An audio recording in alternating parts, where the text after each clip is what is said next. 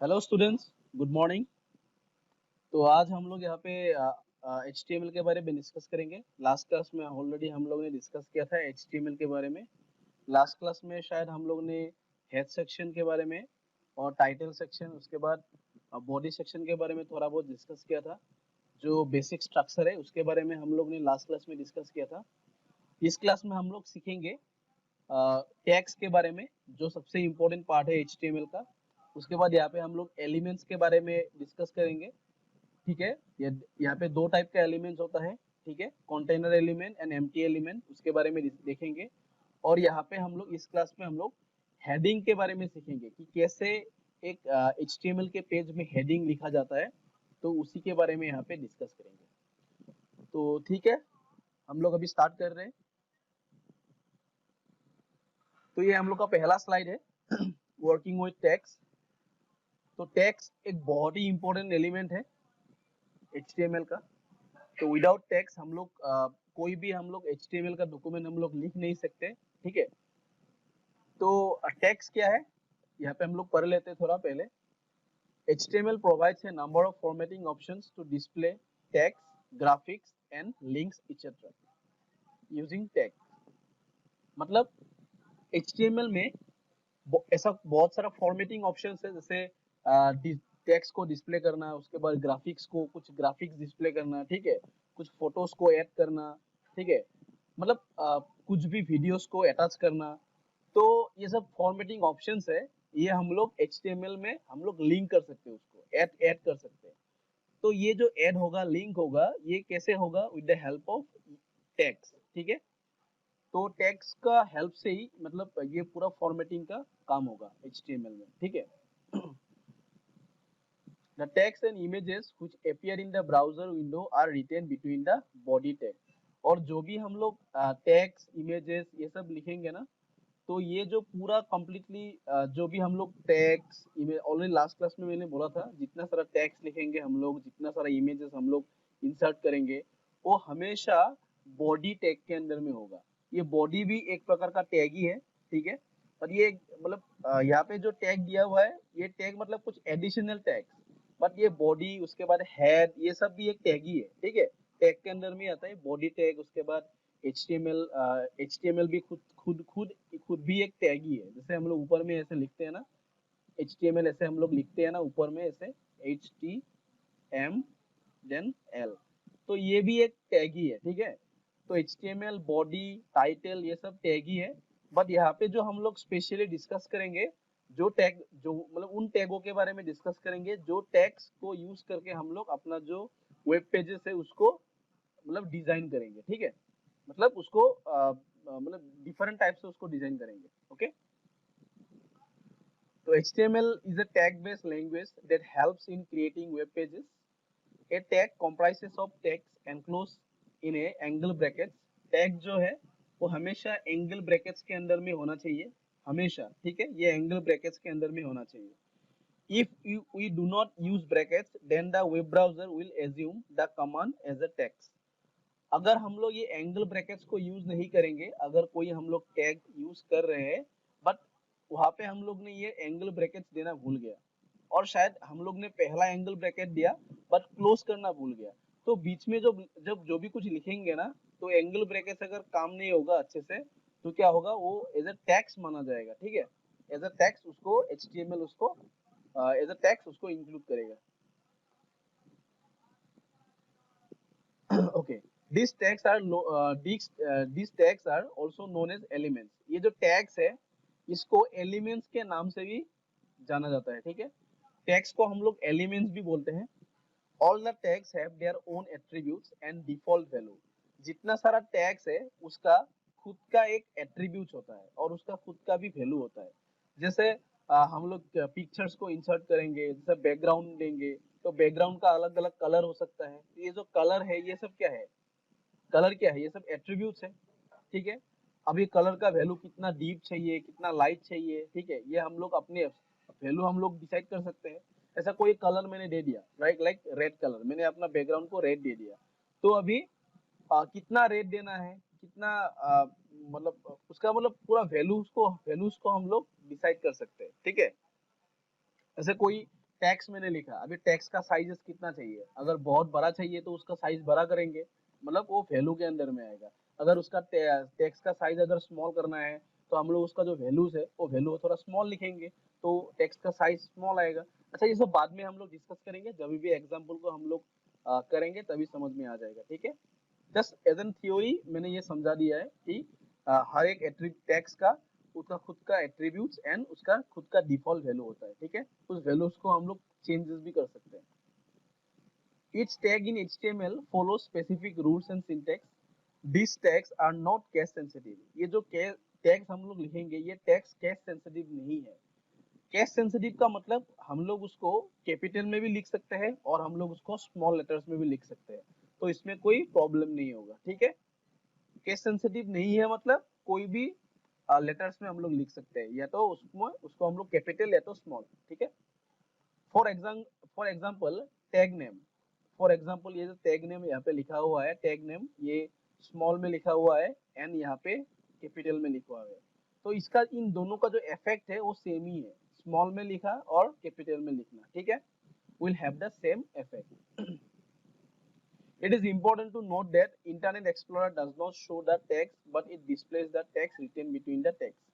The HTML elements can be categorized as मतलब क्या internet explorer text को display नहीं करता, लेकिन उसके अंदर में जो भी लिखते हो ना वो डिस्प्ले हो जाएगा। The HTML elements can be categorized as container elements and empty elements. Basically HTML का जो टैग है या तो एलिमेंट्स है वो टू टाइप्स में डिवाइडेड है। सबसे पहले जो है वो कंटेनर एलिमेंट्स है और जो सेकेंड है वो है एम्प्टी एलिमेंट्स। तो अभी हम लोग इसके ऊपर में डिटेल्स में देखेंगे क्या क्या कंटेनर एलिमेंट्स है और क्या क्या एम्प्टी एलिमेंट्स है। तो पहला कंटेनर एलिमेंट्स ये है क्या? In HTML, the tags that include both on tags and off tags, इसको थोड़ा ध्यान में रखो, on tags and off tags are called container elements. HTML में जो जो टैग का on and off दोनों रहता है उसको हम लोग container elements बोलते हैं, ठीक है। A tag is open using opening angle brackets, जैसे opening angle brackets है, ये वाला opening है, ये वाला जो है ये opening angle brackets है, and close using the closing brackets, ठीक है। ये वाला opening एंगल ब्रैकेट्स है, और ये टेक्स्ट को लिखने के बाद लास्ट में हम लोग टेक्स्ट को हम लोग ऐसे उसको क्लोज करेंगे, ठीक है। मैंने टैग को लिख दिया, उसके बाद लास्ट में जब भी टैग को खत्म करना हो तो हम लोग ऐसे एक ऐसे स्लैश देके ऐसे क्लोज करेंगे, ठीक है ना। तो ये ओपनिंग हुआ और ये क्लोजिंग हुआ, ठीक है ना। Example HTML shows the opening tag, जैसे हम लोग HTML का एकदम सिंपल HTML ऐसे लिखते हैं ना, तो उसको लास्ट में हम लोग ऐसे उसको क्लोज भी करना पड़ता है, ठीक है। ऐसे हम लोग क्लोज भी करेंगे HTML को, तो ये HTML को मैंने ओपनिंग किया तो उसको मैं क्लोज भी करूंगा, shows the closing tag, okay. अभी एम्प्टी एलिमेंट क्या है? What is called empty element? उससे उसका उल्टा होगा, ठीक है, जिसका ऑन ऑन टैग है और जिसका ऑफ टैग नहीं है, ठीक है। सिंपल, एकदम simple. Empty element only containing on tags, only on tag contain करेगा, they do not have off tags, जिसका कोई ऑफ टैग नहीं है, ठीक है। These elements do not enclose any data, instead they do something on their own. ये जो tag है ये कोई डेटा को इंक्लूड नहीं करेगा, लेकिन ये खुद से कुछ काम करेगा। जैसे ये बहुत सारा है बीआर टैग, जैसा है बीआर टैग का काम क्या होता है, कोई भी एक लाइन अगर हम लोग लिख रहे हैं ना, तो अगर हम लोग इसमें बीआर लिखेंगे तो लाइन एंड हो जाएगा, ब्रेक कर देगा, लाइन को ब्रेक करेगा। जैसे मैं यहाँ पे ये वाला लाइन, ठीक है, टैग्स बाद डिस्प्लेस, तो डिस्प्लेस के यहाँ पे अगर मैं बीआर लिखूंगा तो ये दा नेक्स्ट रिटर्न बिटवीन ये वाला लाइन जो है वो नेक्स्ट लाइन में आ जाएगा, ठीक है।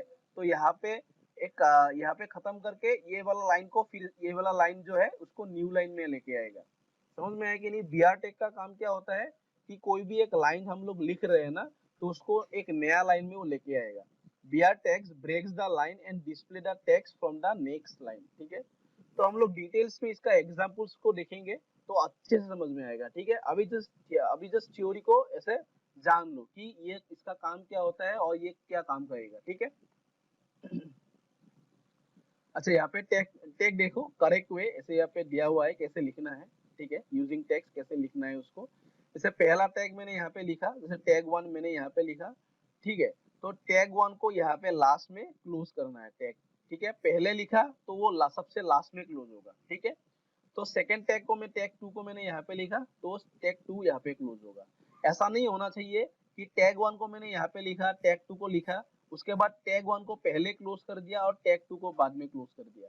तो वो एक ऑर्डर में आना चाहिए। जैसे यहाँ पे देखो टैग 1 टैग 2 लिखा, तो बाद टैग 1 को पहले क्लोज किया, टैग 2 को बाद में क्लोज किया, ऐसा नहीं होना चाहिए, ठीक है। वो एक ऑर्डर में आएगा, ठीक है। ओके, नेक्स्ट ये जो है types of container elements.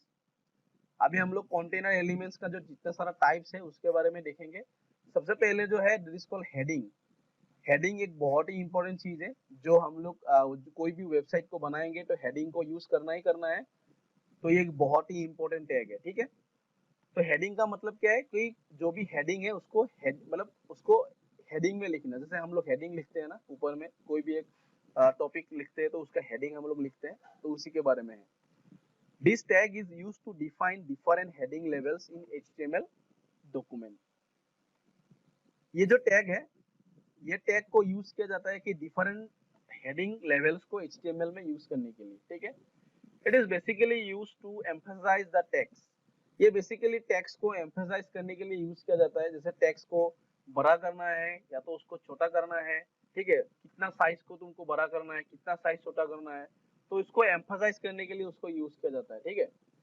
There are 6 heading level. यहाँ पे जो हेडिंग है उसका 6 लेवल है, H1 से लेके H6 तक, ठीक है। H1, H2, H3, H4, H5, H6, ठीक है।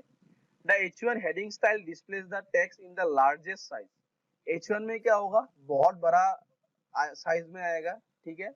और उससे उल्टा क्या होगा, H6 में क्या होगा, सबसे छोटा साइज में आएगा, ठीक है ना। And is mainly used for main headings. Okay. The lower levels are used for subheading and less important things. Okay.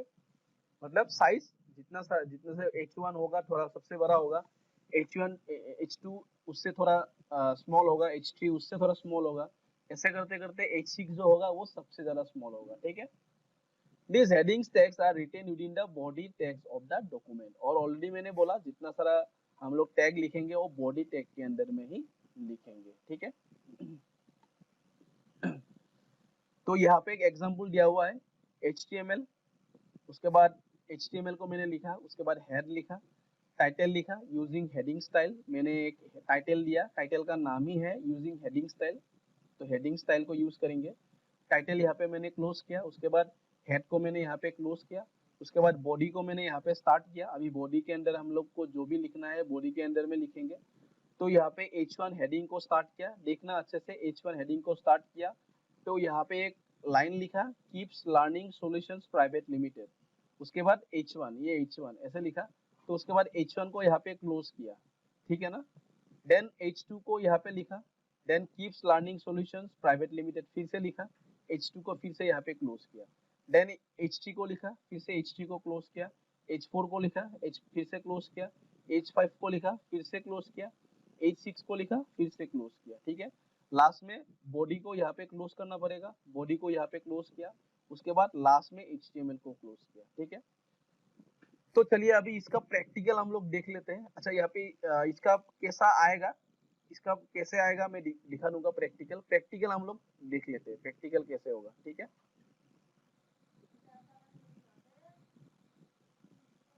Okay, तो ये तो मैंने यहाँ पे कोड लिख लिया है, ठीक है। HTML हेड टाइटल दिया मैंने using heading style, title close किया मैंने, उसके बाद हेड को क्लोज किया, उसके बाद बॉडी को मैंने यहाँ से स्टार्ट किया। तो बॉडी के अंदर में मैंने हेडिंग 1 में मैंने कंप्यूटर साइंस क्लास 9 लिखा, ठीक है। उसके बाद हेडिंग 2 में कंप्यूटर साइंस क्लास 9, ठीक है। हेडिंग 3 ऐसे लिखा, उसको हेडिंग 4, हेडिंग 5, हेडिंग 6। तो मैंने यहाँ पे 6 हेडिंग्स लिखा, 6 हेडिंग्स लिखा। उसके बाद मैंने बॉडी को यहाँ पे क्लोज किया, क्योंकि मैंने यहाँ पे ओपन किया था तो यहाँ पे क्लोज करना पड़ेगा। देन मैंने HTML को यहाँ पे क्लोज किया, जैसे जो मैंने पहले सबसे लिखा था। तो अभी मैं फाइल को सेव करूंगा। फाइल में मुझे जाना है, फाइल में जाऊंगा, उसके बाद मैं सेव करूंगा, या तो मैं डायरेक्टली Ctrl+S भी कर सकता हूँ, तो मैंने यहाँ पे एक फोल्डर को सिलेक्ट किया, डॉक्यूमेंट्स के अंदर क्लास 10 बोल के एक फोल्डर है, तो मैं HTML में क्लिक करूंगा तो यहाँ पे आएंगे।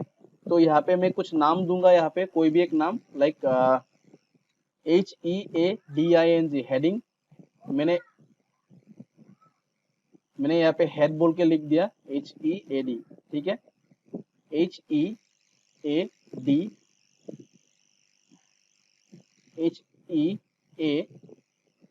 HEADING, हेडिंग बोल के मैंने दिया, डॉट HTML, ठीक है, HT, यहाँ पे HTML, कोई भी लिख सकते हो तुम, कैपिटल में लिख सकते हो, स्मॉल में लिख सकते हो। तो मैं यहाँ पे सेव करूंगा। उसके बाद मैं फोल्डर में जाऊंगा, ये मेरा क्लास 10 का फोल्डर है। तो यहाँ पे हेडिंग बोल के यहाँ पे एक ब्राउजर के ऐसे गूगल क्रोम का ऐसा एक ब्राउजर का फॉर्मेट में आ गया HTML। तो मैं इसको डायरेक्टली ओपन करूंगा, ओपन।